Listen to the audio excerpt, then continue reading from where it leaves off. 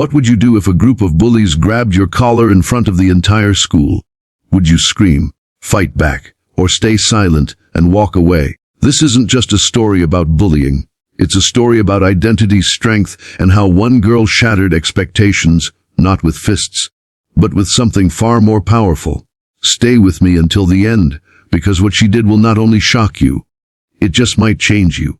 The first time Amara walked through the silver gates of Crestwood High, the sun was hiding behind a cloud, and so was she.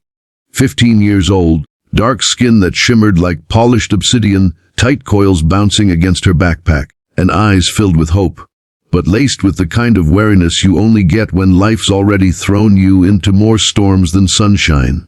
She didn't say much. New schools meant new masks.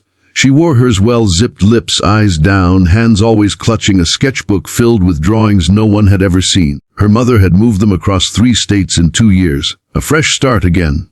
But fresh didn't mean easy. It started small. Whispers, jiggles behind cupped hands. Why is she always drawing? She thinks she's better than us. Look at her hair. It's like everywhere. Amara kept walking, kept drawing, kept quiet. But silence has a price. And one Friday afternoon, in the middle of the cafeteria, she paid it. The lunchroom buzzed, laughter echoed, trays clattered, and the smell of pepperoni pizza clung to every breath. Amara sat alone, as always, pencil in hand, sketching a girl with wings leaping over a pit of shadows. Then came the shadows, 3 of them. Tiffany, the leader, blonde ponytail, pink nails, venom in her smile. Kayla, the echo. Whatever Tiffany said, she repeated louder. And Rachel, the quiet one with a phone always recording. Tiffany slammed her palm down on Amara's tray. Milk spilled. Pizza slid to the floor. Oops, she smirked. You don't mind, right? Amara looked up, then back down, said nothing. Tiffany reached across the table and grabbed Amara's collar. Say something. Or are you just gonna sit there like you always do? Chairs scraped. Heads turned. Someone whispered, is she gonna hit her? Another said, Tiffany's gonna fight her. But Amara didn't move, until she slowly closed her sketchbook, then stood up, gently, calmly, and with the kind of grace you only see in dancers or warriors. Her voice, soft but fierce, sliced through the noise. You don't scare me. Tiffany blinked. What? You heard me, Amara said. You don't scare me. You just want me to feel small because something inside you feels smaller. The lunchroom froze. Rachel's phone was already filming. Amara stepped closer, forcing Tiffany to let go of her collar. You want to tear me down to feel taller. But I see you.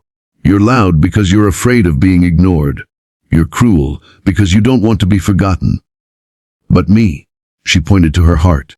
I'm not afraid of who I am, not anymore. And just like that, Amara walked out, leaving silence and spilled milk and Tiffany standing in it. Year 2. The girl who painted her pain. After that day, things changed. But not in the way Amara expected.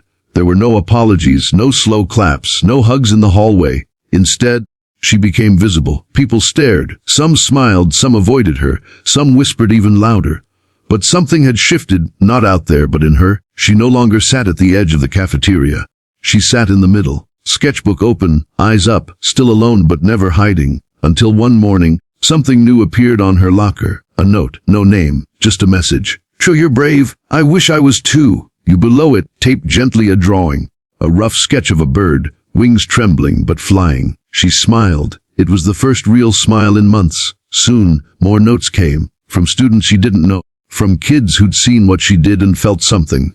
You made me believe I can stand up too. I've been bullied since 6th grade. Yesterday, I told my bully to stop. Thank you. You're like a superhero, but real. Amara started a new sketchbook, but this one wasn't just hers. She left blank pages in the library, in classrooms, in the art room, titled, Tell Your Story. And the stories poured in, tales of fear, of being laughed at, of nights spent crying in silence, of hiding parts of who they were, but also of strength, of first steps, of saying no, of looking in the mirror and not hating what they saw. And every Friday, Amara pinned one of those stories to the bulletin board. She titled it, The Wall of Wings. Soon the entire school was watching. Even Tiffany, who stopped cornering others, stopped laughing at people's clothes, and one day, even left a note of her own. You were right. I was afraid of being invisible, but you made me see I matter too. No signature, But the pink glittery sticker said enough. 2 must-see powerful closure for video. We all carry scars. Some you see, most you don't. But the moment you stop hiding them, the moment you own your story, you give others permission to do the same. Amara didn't fight with fists. She didn't scream or shout. She stood her ground with her truth, and that truth, it changed everything. So if you've ever felt like the outsider, the one they laugh at, ignore, or push around, just remember your voice is stronger than their silence. Your story is your power, and like Amara, you can grow wings too. If this story moved you even a little, share it. Someone out there needs to know they are not alone. They are enough, and they matter.